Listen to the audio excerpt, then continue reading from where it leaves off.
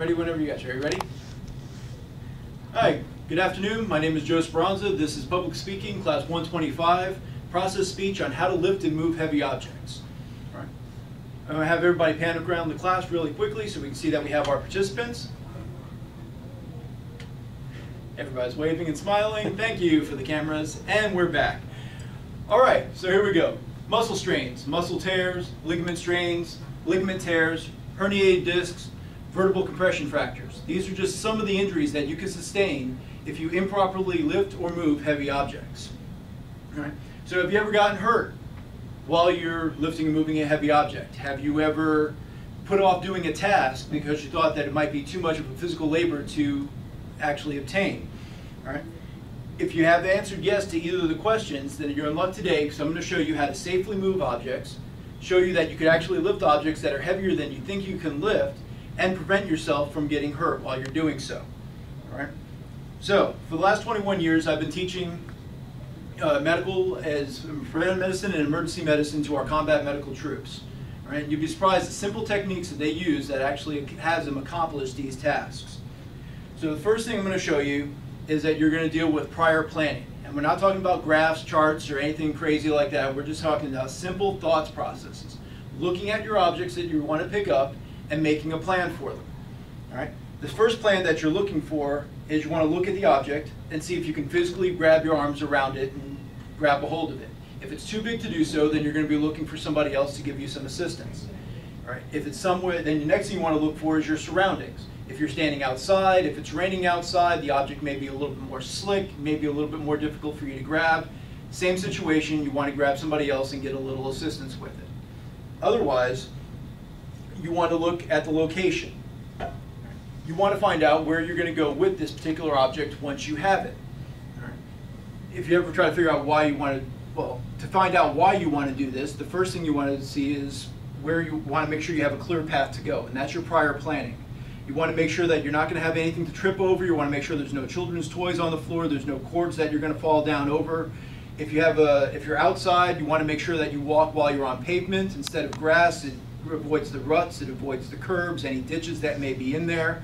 And by giving yourself that firm foundation to walk on, you have less of a chance of falling and injuring yourself.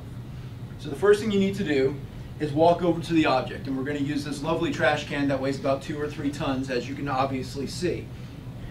First thing you want to do is find your placement. The correct placement for picking up an object is to stand with one leg to the rear of the object and one leg to the side of the object. You want to maintain your big and your core balance right here in the center of your body the entire time. Now, most people try to pick up an object, they stand with both of their feet behind it. This causes you to lean forward to pick up something, and by doing so, automatically throws off your balance. The second thing that it does is it strains your lower back muscles, and all this prior to even lifting the object to begin with. So now that we're back in our main position, one leg off to the side, one leg to the rear, you want to lower your body in one movement using the largest muscle that you actually have in your body, and the strongest, your quadriceps, right? Also known as your thighs. As you go straight down, keeping your back straight and the center of your body aligned, again, no back strain, no muscle strain, and you're keeping yourself even. The second thing you want to look for is your grip onto an object. Right? The more body surface that you have that touches an object, the stronger you are when you're lifting that object. We all know this because when you're using if you can lift more if you're using your hands than just when you're using your fingertips. So keeping that same concept in mind, you want to put as much body surface that you can onto that object that you're trying to lift. So you're using your hands, your fingertips, and if at all possible, your forearms as well too. So that way, instead of just gripping with your fingertips or your hands, you can get a full grip on there. All right. Once again, keeping your back straight and just using your quads as you lean down.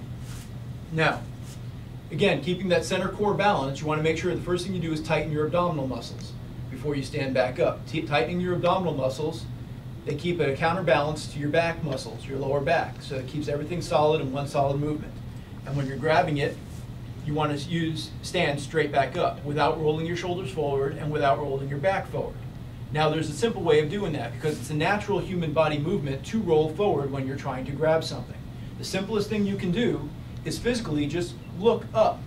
Simple movement of your eyes looking straight up naturally draws your chin moving up. But it's really hard if you try to move your eyes up and try to keep your chin down at the same time, all you end up seeing is the inside of your eyebrows. So if you just look up with your eyes, your chin naturally moves up. It keeps the natural curvature to your neck, keeps your back and your upper back straight as well too. So just by glancing up as you're standing and using those same quads and moving your muscles back, you're now standing in a straight position. You want to try to keep your arms close to your side and the object as close to your body when you're lifting this object. You don't want to twist off to the side because one, throws you off balance to fall.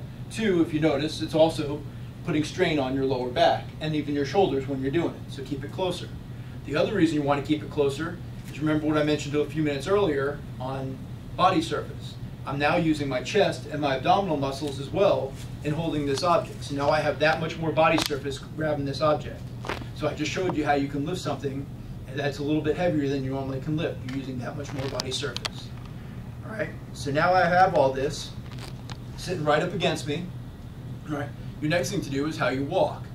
All right, so if you're going to take a walk and you're going to step and walk with this because you've already decided which path you're going to take to get to this where you need to go, all right, you want to take even strides. One, it keeps, if you notice, an even stride will keep your body centered and balanced.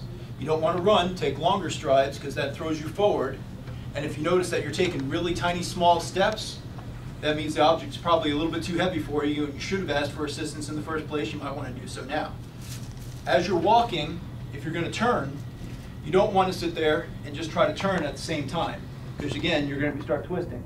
What you want to do is stop your forward motion, take small steps as you turn, get to the direction you want to go, and then continue to walk. Right? If you're going to get to the point and you want to end your little trip, you're going to take your object and place it back to the ground. You're going to reverse what you said before, take one step off to the side, and using your quadriceps, lower straight back down, keeping your abdomen tight, your back straight and aligned as you make your placement back. And that's how you place an object back to the floor. Now again, if I'm going to stand back up, doing that same movement, just using your quads, keeping your back straight.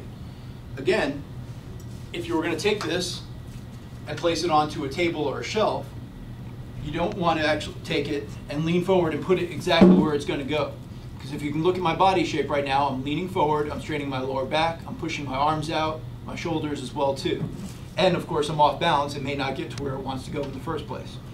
What you want to do is place it on the edge of whatever that shelf is, whether it's above you or at a level, and then push it forward to where it needs to be.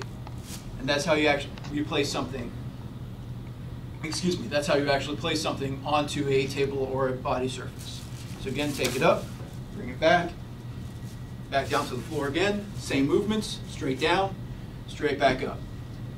So, simple, easy tips.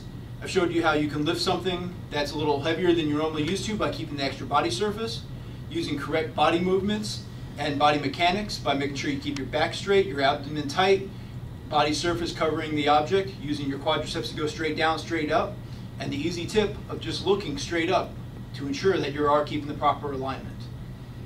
That's all I have for my presentation today. Appreciate you can attend. Thank you.